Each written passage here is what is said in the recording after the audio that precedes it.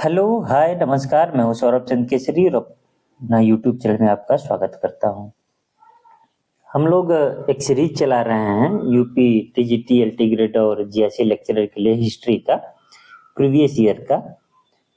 उसी कड़ी में हम लोग बौद्ध धर्म जैन धर्म तक आ चुके हैं और आज हम लोग भागवत धर्म और शैव धर्म, ये दो धर्म हैं। हम लोग उस दो धर्मों पर चर्चा करने वाले हैं। एक तो शैव धर्म है और एक क्या है, भागवत धर्म है। इन दो धर्मों से जितने प्रश्न आए हैं हम लोग उसको करेंगे। मैं इसमें रिपीटेड नहीं लिया हूं, ठीक है ना। चलिए, तो आज का पहला प्रश्न है, बिना देर के हम लोग पढ़ते हैं कि प्राचीन भारत के विश्वोत्पत्ति विषयक धारणा के अनुसार 4 युगों के चक्र का क्रम इस प्रकार है: द्वापर, कृत, त्रेता, कली। कृत द्वापर त्रेता कली, कृत त्रेता द्वापर कली, त्रेता द्वापर कली और कृत। तो याद रखिएगा, जो क्रम है सतयुग का है। सबसे पहले क्या है, सतयुग आता है, फिर त्रेता युग आता है। क्या आता है, त्रेता युग आता है, फिर द्वापर युग आता है, उसके बाद में कलयुग आता है। ठीक है, तो सतयुग को ही कृत युग कहते हैं। तो यहाँ पर ये क्रम जो देख रहे हैं, कृत, त्रेता, द्वापर, कली, तो इस तरीके से जो ऑप्शन नंबर हमारा सी है वो सही हो जाएगा। ऑप्शन नंबर क्या हो जाएगा, सी इज राइट आंसर। मुझे लगता है कि आपको समझ में आ गया होगा। तो पहला प्रश्न कर चुके हैं, नेक्स्ट प्रश्न की ओर बढ़ते हैं हम लोग। नेक्स्ट प्रश्न है कि निम्नलिखित में से कौन सा प्राचीन शैव संप्रदाय है। प्राचीन शैव संप्रदाय के बारे में पूछ रहा है। आजीवक, मत मयूर, मय मत और ईशान शिव गुरुदेव पद्धति। ठीक है ना, शिव गुरुदेव पद्धति। तो यहाँ पर जो आंसर हो जाएगा मेरे भाई, option B is right answer हो जाएगा। क्या हो जाएगा, मत मयूर। ठीक है ना, इसका शैव धर्म में उल्लेख मिलता है, इसलिए हम यह मानते हैं कि शैव संप्रदाय का सबसे प्राचीन मत मयूर ही है। ठीक है ना, कौन सा संप्रदाय, मत मयूर। नेक्स्ट प्रश्न की ओर बढ़ते हैं। नेक्स्ट प्रश्न है हमारा कि अर्धनारीश्वर मूर्ति में आधा शिव तथा आधा पार्वती प्रतीक हैं। देखिए, जो पार्वती जी हैं वो किसकी प्रतीक हैं, शक्ति की प्रतीक हैं। ये याद रखिएगा, किसकी प्रतीक है मेरे भाई, शक्ति की प्रतीक हैं। तो पुरुष नारी योग नहीं देखेगा, शक्ति कहाँ दिख रहा है, यहाँ तो देव और उसकी शक्ति का योग है। तो ऑप्शन सी यहाँ पर हमारा राइट आंसर हो जाएगा।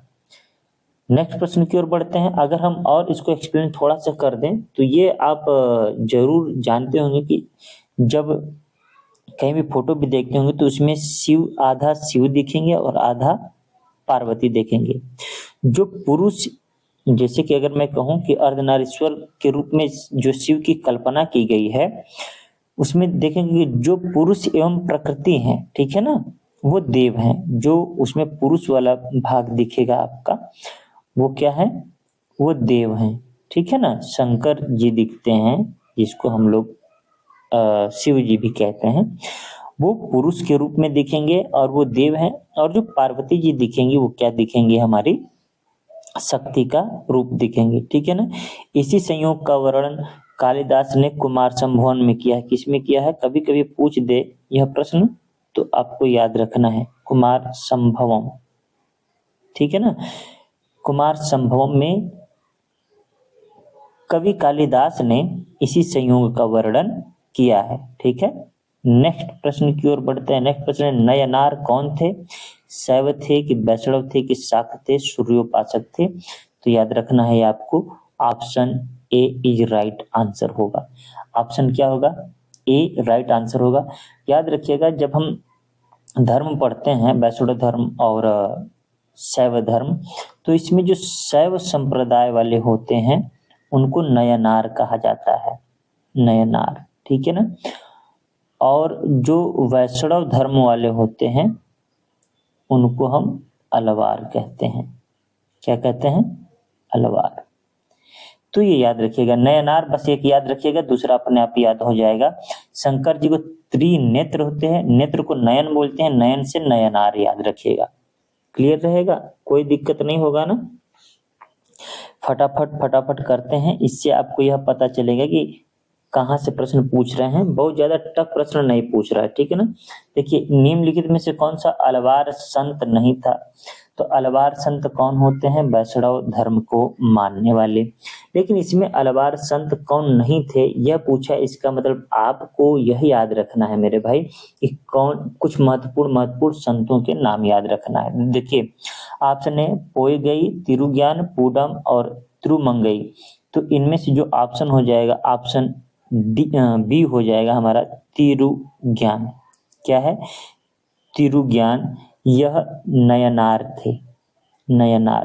तो जब ये आपको पता हो गया कि एक ये नयनार थे, तो इसका मतलब वो अलवार नहीं थे।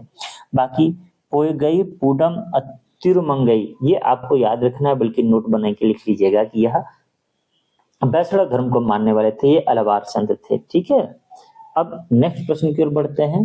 नेक्स्ट प्रश्न है हमारा, भागवत संप्रदाय के विकास में किसका देन अत्यधिक माना जाता है? पर्थियन का कि हिंद यूनानी, कुषाण और गुप्त?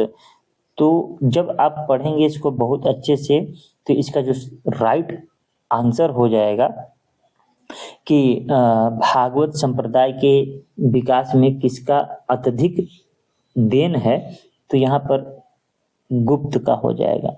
यहाँ पर क्या हो जाएगा? गुप्त का। देखिए, जितना भी प्रश्न है सब प्रीवियस ईयर में आया है, बहुत पहले का आया है। हो सकता है अब आ जाए, इस बात का जरूर आपको ध्यान रखना है। तो इसका सही आंसर हो जाएगा ऑप्शन डी, गुप्त। क्लियर रहेगा, कोई दिक्कत नहीं होना चाहिए मुझे लगता है। अच्छा, विष्णु का वाहन क्या होता है? विष्णु का वाहन मैं बता दूं आपको, गरुड़ होता है। कभी सवाल पूछ ले, क्योंकि आसान है। देखिए, रामायण वगैरह से भी सवाल इसमें पूछेगा आपको, ठीक है ना। आपको याद होगा जो गुप्त शासक थे, परम भागवत की उपाधि धारण करते थे। इससे पता चलता है कि वो भागवत धर्म को मानने वाले थे, ठीक है ना। चलिए नेक्स्ट प्रश्न की ओर बढ़ते हैं। नेक्स्ट प्रश्न है हमारा कि भागवत धर्म के प्रवर्तक कौन थे? फाउंडर कौन थे? प्रवर्तक मतलब फाउंडर, संस्थापक। तो निश्चित रूप से कृष्ण थे, ठीक है ना। अब देखिए, आप इसको चाहे जो भी मानिए, लेकिन बेसनगर के अभिलेख में उल्लेख मिलता है कि भागवत धर्म के संस्थापक या प्रवर्तक कृष्ण थे। कृष्ण जी का नाम मिलता है, इनका नाम यह भी मिलता है कि यह देवकी पुत्र थे, ठीक है ना। उपनिषद में भी इनका उल्लेख मिलता है। तो ये हम एकदम झुठला नहीं सकते थे कि काल्पनिक थे, क्योंकि बेसनगर के अभिलेख में भी इनका उल्लेख मिला है। तो भागवत धर्म के प्रवर्तक कौन थे? कृष्ण थे, याद रखिएगा। याद रखिएगा, इनको जगन्नाथ के नाम से भी जानते हैं, याद रखिएगा। पुरी के जगन्नाथ का जो मंदिर है कृष्ण का ही है। नेक्स्ट प्रश्न है कि निम्नलिखित में से किस ग्रंथ में सर्वप्रथम देवकी पुत्र कृष्ण का वर्णन किया गया है? तो हमने कहा ना, उपनिषद में। नाम भले ही नहीं बताया था, लेकिन अभी आपको यह उपनिषद देख करके याद हो गया होगा कि छांदोग्य उपनिषद में देवकी पुत्र कृष्ण का वर्णन मिलता है। किसका वर्णन मिलता है मेरे भाई? देवकी पुत्र कृष्ण का वर्णन मिलता है, ठीक है। देखिए, जब हम बात करते हैं कि भागवत धर्म के संस्थापक कौन है या फाउंडर कौन है, तो कृष्ण का नाम आता है। इनको वसुदेव कृष्ण कहा जाता है या वासुदेव कृष्ण कहा जाता है, क्योंकि ये वसुदेव के पुत्र थे, ठीक है ना। आपको पता होगा, देवकी और वासुदेव का पुत्र होने के कारण इन्हें वासुदेव कृष्ण कहा जाता था। ये मथुरा के निवासी थे और छंदोग्य उपनिषद में उन्हें देवकी पुत्र कहा गया है, ठीक है ना। और इसके अलावा ऋषि अंगिरस, मैं ये भी लिख देता हूं, अंगिरस, ठीक है ना, का शिष्य बताया गया है कृष्ण को, ठीक है। इसका सही आंसर हो गया छंदोग्य उपनिषद। नेक्स्ट प्रश्न की ओर बढ़ते हैं। किस देवता को कला में हल के लिए प्रदर्शित किया गया है? कृष्ण, बलराम, कार्तिकेय, मैत्रेय। तो यहाँ पर जो राइट आंसर हो जाएगा मेरे भाई बलराम हो जाएगा। क्या हो जाएगा? बलराम। बलराम जी के हाथ में हमेशा देखेंगे कि हल होगा, और युद्ध भी जब करते हैं तो ये हल का प्रयोग करते हैं। क्लियर रहेगा? कोई दिक्कत? चलिए नेक्स्ट प्रश्न की ओर बढ़ते हैं। नेक्स्ट प्रश्न है हमारा, भागवत संप्रदाय में भक्ति के रूपों की संख्या कितनी है? 7, 8, 9, 10। तो जो भक्ति की संख्या के रूपों की बात करेंगे तो वो 9 है। ठीक है ना? आप देखेंगे कि भागवत संप्रदाय में जो मोक्ष प्राप्ति की बात की गई है, मोक्ष प्राप्ति, उसमें एक प्रणाली की बात कही गई है जिसको कहा गया है नवधा प्रणाली। कौन सी प्रणाली? नवधा। ठीक है, नवधा प्रणाली या नवधा भक्ति में लिख सकता हूँ। तो जहाँ नवधा मतलब आया तो ये 9 से संबंधित है। 9 भक्ति के कितने रूपों का उल्लेख है, ये संख्या है, तो आप कहेंगे कि 9। ठीक है, नेक्स्ट प्रश्न की ओर बढ़ते हैं। नेक्स्ट प्रश्न है क्या? हेलियोडोरस का बेसनगर अभिलेख संदर्भित करता। अभी हमने बताया ना, बेसनगर अभिलेख जो है वो, उसमें कृष्ण का उल्लेख मिलता है, भागवत धर्म का उल्लेख मिलता है। तो हम किसकी बात करेंगे? कृष्ण को क्या कहा जाता है? तो कृष्ण को ही वासुदेव कहा जाता है। क्या कहा जाता है? वासुदेव। तो वासुदेव कहाँ दिख रहा है? ऑप्शन डी में दिख रहा है। तो आपका जवाब जो हो गया ऑप्शन डी, वासुदेव। अच्छा, ये बेसनगर कहाँ है? तो आप कहेंगे इसमें एक गरुड़ स्तंभ है, और मतलब गरुड़ स्तंभ पर ही बेसनगर में है। बेसनगर को ही विदिशा बोला जाता था, विदिशा, ये चीज याद रखिएगा। ठीक है ना? कौन सा स्तंभ है? गरुड़ स्तंभ। ठीक है, गरुड़ स्तंभ में उल्लेख है भागवत धर्म का। हेलियोडोरस का बेसनगर अभिलेख संबंधित है, तो आपका जवाब होगा कृष्ण से संबंधित है, वासुदेव से संबंधित है। बेसनगर अभिलेख का हेलियोडोरस कहाँ स्थित है? देखिए, पुष्कलावती, तक्षशिला, साकल और मथुरा। तो बहुत लोग कंफ्यूज ये नहीं होंगे कि मथुरा जवाब दे देंगे, क्योंकि कृष्ण मथुरा के थे। तो कंफ्यूजन में ये नहीं दे देना है कि मथुरा हमारा आंसर हो जाएगा। ठीक है ना? जब भी बेसनगर की बात कहें तो आपका जवाब तक्षशिला होना चाहिए। कहाँ होना चाहिए? तक्षशिला। ये तक्षशिला में स्थित है। ठीक है ना? बेसनगर का अभिलेख कहाँ स्थित है? तो आप कहेंगे तक्षशिला। इसमें उल्लेख किस धर्म का मिलता है? तो भागवत धर्म का। यहाँ पर कौन सा स्तंभ है? तो आप कहेंगे गरुड़ स्तंभ है। कौन सा स्तंभ है मेरे भाई? स्तंभ। तो गरुड़ स्तंभ। ठीक है, चलिए नेक्स्ट प्रश्न की ओर बढ़ते हैं। नेक्स्ट प्रश्न कह रहा है कि विष्णु के किस अवतार को सागर से पृथ्वी का उद्धार करते हुए अंकित किया जाता है? देखिए, विष्णु के टोटल 10 अवतार माने गए हैं। कितने अवतार माने गए हैं? तो आप कहेंगे 10। जो 10वां अवतार है, अंतिम अवतार बुद्ध के रूप में माना गया कि ये बुद्ध जो है ये विष्णु के 10वें अवतार है। कौन से अवतार है? 10वें अवतार। हालांकि जो बुद्धिस्ट है वो यह बात नहीं मानते हैं। ठीक है, 10वें अवतार बुद्ध को मानते हैं। अगर कभी पूछ दे कितने अवतार की कल्पना की गई है, बात कही गई है, तो 10 अवतारों की बात कही गई है, और इसका जो आंसर होगा वो वराह होगा। ठीक है ना? वराह अवतार पृथ्वी का उद्धार करते हुए अंकित किया गया है। विष्णु का कौन सा अवतार? तो आप कहेंगे वराह अवतार। ठीक है, कोई दिक्कत इसमें? चलिए आगे बढ़ते हैं। नेक्स्ट है कि भारत में आस्तिक और नास्तिक संप्रदायों में कौन सा विभेदक लक्षण है? ये मैं स्टार लगा रहा हूं क्योंकि इंपॉर्टेंट है। इंपॉर्टेंट इसलिए कि ज्यादातर लोग क्या कर देंगे, आस्तिक। आस्तिक मतलब जो ईश्वर की सत्ता में रखते हो, नास्तिक जो ईश्वर को नहीं मानते हो। लेकिन यह जवाब गलत हो जाएगा। इसका जो सही जवाब है, वेदों की प्रामाणिकता में आस्था। ठीक है ना? जब आप दर्शन पढ़ेंगे, ठीक है ना, तो उसमें से 2 दर्शन ऐसे हैं जो वेदों को वो यह नहीं मानते हैं कि वो प्रामाणिक है या वो फिर ईश्वर के द्वारा लिखा गया है। ठीक है, तो यहाँ पर जो आस्तिक और नास्तिक में विभेद करता है वो वेदों की प्रामाणिकता पर विभेद करता है। ठीक है, इसमें कोई दिक्कत नहीं होना चाहिए। देखिए, एक समीक्षा मतलब भारतीय दर्शन की एक समीक्षात्मक रूपरेखा आप देखेंगे, राममूर्ति पाठक हैं। राममूर्ति पाठक के अनुसार जो समीक्षा किया गया है उसमें आस्तिक और नास्तिक संप्रदाय के वर्गीकरण का आधार वेदों की प्रामाणिकता पर है। नाम अगर लिखना चाहें तो लिख सकते हैं राममूर्ति पाठक। इन्होंने जो समीक्षा किया है उनमें इन्होंने बताया कि जो आस्तिक और नास्तिक हैं वो ईश्वर की सत्ता में आस्था से नहीं बल्कि वेदों की प्रामाणिकता पर है। मतलब अगर वेद प्रमाण में विश्वास रहा है तो क्या होगा, आस्तिक होगा। आस्तिक कौन होगा, जो वेद को प्रामाणिक मानता है, वेद में जिसका आस्था होगा, ठीक है ना, जो प्रामाणिक मानता होगा। और नास्तिक कौन होगा, जो वेद को प्रामाणिक नहीं मानता है, वेद की प्रामाणिकता पर उसको संदेह हो, उसको विश्वास नहीं हो, तब वह कहा जाएगा कि वह नास्तिक संप्रदाय से है, ठीक है ना। मतलब वो वेद में आस्था नहीं रखती, ठीक है ना, वेद में अनास्था, अनास्था जिसको बोलते हैं अनास्था, ठीक है, कोई दिक्कत इसमें। नेक्स्ट प्रश्न की ओर बढ़ते हैं। नेक्स्ट प्रश्न है, निम्नलिखित में से कौन सा मोक्ष के साधन के रूप में ज्ञान कर्म भक्ति को समान महत्व देता है। ऑप्शन ए अद्वैत वेदांत, विशिष्टाद्वैत, वाद वेदांत, भगवत गीता, मीमांसा। तो इसका जो सही आंसर हो जाएगा आपका क्या हो जाएगा, भगवत गीता। क्या हो जाएगा, भगवत गीता, ठीक है ना।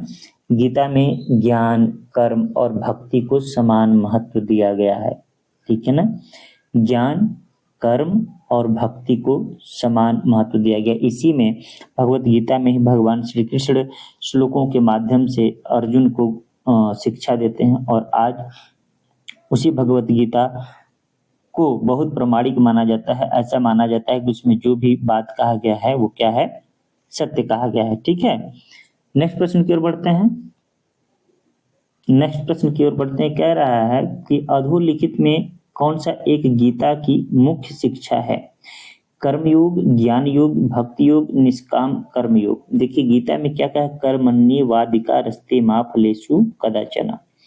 कर्म करो, फल की प्रतीक्षा मत करो, लेकिन वो कर्म कैसा होना चाहिए, निष्काम होना चाहिए, ठीक है ना। आपका जवाब यहाँ पर जो होगा निष्काम कर्म योग होना चाहिए, नहीं तो कंफ्यूजन में क्या हो जाएगा, आप कर्म योग मार के चले जाएंगे। कर्म योग ही आंसर है, परंतु कौन सा कर्म योग है, निष्काम कर्म योग, ठीक है। गीता का कर्म योग क्या है, तो आप कहेंगे निष्काम कर्म योग। इसका अर्थ क्या है, इसका अर्थ है कि हम कर्म को सदैव साध्य के रूप में देखेंगे। मतलब कर्म को किस रूप में देखेंगे, कर्म को सदैव साध्य के रूप में देखेंगे। किस रूप में देखेंगे मेरे भाई, साध्य के रूप में, ठीक है, मैं लिख दिया, साध्य के रूप में देखेंगे। उसे कभी भी साधन के रूप में नहीं देखेंगे, साधन के रूप में ग्रहण नहीं करेंगे। किस रूप में, साध्य के रूप में, ठीक है ना। हम कर्म तो करेंगे किंतु कर्म फल में आसक्ति न रखें, क्लियर है, वही निष्काम हो, मतलब जो भी मिल जाएगा हमारे कर्म के अनुसार मिलेगा, हम उसमें संतुष्ट रहेंगे, ठीक है। चलिए नेक्स्ट प्रश्न की ओर बढ़ते हैं। आज हम लोग खत्म कर देंगे पूरा जितना भी प्रश्न आज तक आया। निम्नांकित में से कौन सा प्रस्थान त्रयी में सम्मिलित नहीं है। बहुत ही इंपॉर्टेंट प्रश्न है। प्रस्थान त्रयी में याद रखिएगा, ब्रह्मसूत्र आता है, भगवत गीता और उपनिषद आता है, भागवत नहीं आता है, ठीक है। जब भी आपसे प्रस्थान त्रयी का पूछे तो आप ये ट्रायंगल बना लीजिएगा, ठीक है ना। एक है भगवत गीता, भगवत गीता, ठीक है ना, प्रस्थान त्रयी में बता रहा हूं। एक है उपनिषद और ब्रह्मसूत्र, तीसरा क्या है, ब्रह्मसूत्र। ये प्रस्थान त्रयी कहलाते हैं, ठीक है ना, ये क्या कहलाते हैं, प्रस्थान त्रयी। नेक्स्ट प्रश्न की ओर बढ़ते हैं। वह प्राचीन स्थल जहां 60,000 मुनियों की सभा में संपूर्ण महाभारत कथा का वाचन किया गया था। अहिक्षत्र में, काम्पिल्य में, हस्तिनापुर में, नैमिषारण्य में। तो इसका सही जवाब है नैमिषारण्य में, ठीक है। यह कहाँ है, उत्तर प्रदेश में स्थित है, अपने यूपी में, यूपी के सीतापुर जिले में। कहाँ है मेरे भाई, सीतापुर जिले में है। यहाँ पर 60,000 मुनियों का निवास माना जाता है, ठीक है ना। और यहीं पर सुत गोस्वामी ने शौनक एवं अन्य मुनियों के समक्ष संपूर्ण महाभारत कथा का वाचन किया था। वाचन मतलब पढ़ा था, ठीक है ना। तब वे जब वे मतलब जब वे यज्ञ संपन्न कर रहे थे, ठीक है, तो इसके पूर्व महाभारत कथा का वाचन किया गया था उनके द्वारा, ठीक है ना। तो ये याद रखिएगा, सुत गोस्वामी कौन से मतलब स्वामी थे, तो मैं यहाँ लिख देता हूँ सुत गोस्वामी, ठीक है ना। हमें प्रश्नों पर ध्यान देना है कि हमें पढ़ना कहाँ है, ठीक है ना। नेक्स्ट प्रश्न की ओर बढ़ते हैं। चलिए, रामायण में किस कांड में राम और हनुमान, हनुमान मतलब हनुमान, क्या है, हनुमान की पहली भेंट का वर्णन है, तो निश्चित रूप से किष्किंधा कांड में होगा, ठीक है। कौन सा कांड है, किष्किंधा कांड, क्योंकि किष्किंधा का राजा कौन था, बाली था, उसका भाई कौन था, सुग्रीव, और बाली के ही डर से ऋषिमुख पर्वत पर जा करके कौन रहता था, सुग्रीव रहता था, ठीक है। तो किष्किंधा कांड में आपको हनुमान और राम की भेंट होती है, मुलाकात होती है, ठीक है। नेक्स्ट प्रश्न की ओर बढ़ते हैं। देखिए, अब अंतिम प्रश्न की ओर धीरे धीरे हम लोग चल रहे हैं। यह कह रहा है कि कालिका पुराण किस धर्म से संबंधित है, तो इसका रट्टा मार लीजिएगा, शाक्त धर्म से संबंधित है। कालिका पुराण शाक्त धर्म से संबंधित है, ये आप याद रखिएगा, ठीक है ना। अब जैसे कि हम लोग केवल पढ़ रहे थे वैष्णव धर्म और शैव धर्म, लेकिन यह भी प्रश्न आया हुआ है तो मैंने इसको भी ले लिया है, ठीक है ना। चलिए, नेक्स्ट प्रश्न की ओर बढ़ते हैं। नेक्स्ट प्रश्न कह रहा है कि पुरी में रथ यात्रा किसके सम्मान में निकाली जाती है, भगवान राम, भगवान विष्णु, जगन्नाथ और भगवान शिव। तो मैंने अभी बताया ना, पुरी में जगन्नाथ अर्थात कृष्ण का ही नाम क्या है, जगन्नाथ, तो ऑप्शन सी यहाँ पर हमारा राइट आंसर हो जाएगा, ठीक है। नेक्स्ट प्रश्न की ओर बढ़ते हैं। नेक्स्ट प्रश्न है, नासिक में कुंभ मेला किस नदी के तट पर लगता है, इसका मतलब आपको कुंभ भी अच्छे से पढ़ना है, कुंभ भी अच्छे पढ़ लीजिएगा कहाँ कहाँ लगता है मेरे भाई, ठीक है। हरिद्वार, नासिक, उज्जैन और आपका प्रयागराज, कहाँ कहाँ लगता है, 4 जगहों पर लगता है। नासिक तो दिया ही दिया है, उज्जैन, ठीक है, उज्जैन के अलावा और क्या हमने बताया था, हरिद्वार उत्तराखंड में, हरिद्वार और अपने प्रयागराज आपको पता है हर 12 वर्ष में लगता है प्रयागराज, ठीक है। तो यहाँ पर जो पूछा है कि नासिक कहाँ है, महाराष्ट्र में है, तो महाराष्ट्र में कौन सी नदी, इसका आंसर होगा ताप्ती, नर्मदा, कोयना नदी की गोदावरी नदी। तो आपको जवाब देना है ऑप्शन डी, गोदावरी नदी। कौन सी नदी मेरे भाई, गोदावरी नदी। तो इस तरीके से हमने देखिए जितने प्रश्न आए हैं भागवत धर्म से, शैव धर्म से क्लियर कर लिया। हम लोग केवल एमसीक्यू कर रहे हैं, हम लोग कोई भी लेक्चर नहीं ले रहे हैं, क्योंकि आप पढ़िए फिर रिवीजन के तौर पर एमसीक्यू करिए, देखिए कितना प्रश्न आप बना पा रहे हैं। तो आज के लिए इतना ही, मिलते हैं नेक्स्ट वीडियो में, तब तक के लिए नमस्कार। और वीडियो अच्छा लगे तो जरूर चैनल को सब्सक्राइब करें, वीडियो को लाइक करें, दोस्तों तक शेयर करें।